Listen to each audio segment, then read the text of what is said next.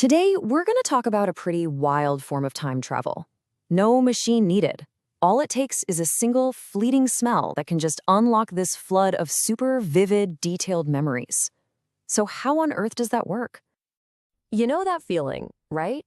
Maybe it's the smell of a bakery that puts you right back in your grandmother's kitchen. Or maybe the smell of fresh-cut grass and old cleats that brings back a childhood soccer game with more clarity than any photo ever could. It's a totally universal experience, and believe it or not, it has a name. Yeah, this feeling is so profound that it was actually immortalized over a century ago by the French author Marcel Proust.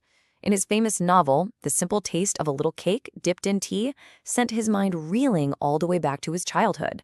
And in doing so, he gave a name to this incredibly powerful phenomenon. And that's what we call a Proustian moment. It's not just, feeling a little nostalgic. It's a full-on sensory ambush, a rush of memories so detailed you feel like you're actually living them all over again. But to really get how this happens, we need to look back, way, way before Proust. You see, our deep, almost primal connection to scent isn't some modern quirk. It is woven right into the fabric of human history. All throughout history, scent has been a huge deal. Ancient cultures used fragrances to connect with their gods and to honor the dead. Then, in the Middle Ages, fragrant herbs were basically the foundation of medicine. By the 17th century, perfumery had become this formal, respected craft in France, which really laid the groundwork for the sophisticated science we see today. And just look at these objects. They really tell a story about value. On the left, you've got an Egyptian perfume vessel from over 3,000 years ago. On the right, an Etruscan vase. These were not just simple containers. Their intricate designs show that scented oils were symbols of status, they were tools for worship, and they were absolutely essential for sacred rites like mummification. So, we've got this long, important history with scent. But why is it so uniquely powerful? Well, the answer is hiding in the very unique wiring of our brains. Here is the key difference. When you see or hear or touch something, that information travels first to a part of the brain called the thalamus. Think of it like the brain's busy central station. It sorts all the data and sends it where it needs to go. But smell? Smell gets a VIP express pass. It completely bypasses that relay station and goes straight to the brain's smell center, the olfactory bulb.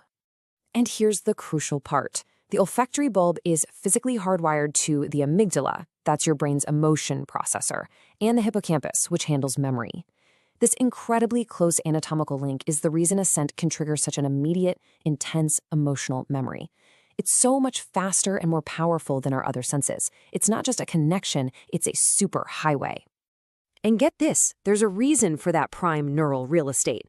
Phylogenetically, that's just a fancy way of saying, in terms of evolution, our chemical sense of smell is the oldest of all our senses. It's number one. It was the original tool our most ancient ancestors used to find food, detect threats, and even choose mates. So, if this ancient brain wiring is so powerful, how is it being used, and maybe even exploited, in our modern world? Remember this guy? The 17th century French perfumer?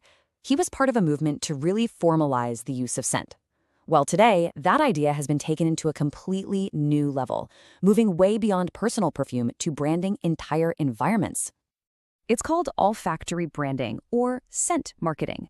And really, it is the very deliberate use of that brain shortcut we were just talking about. The whole goal is to forge an immediate, subconscious, and lasting connection in your mind between a specific smell and a brand. And once you know about it, you'll start to notice it everywhere. Nike actually developed a scent that's meant to evoke a sneaker on a basketball court.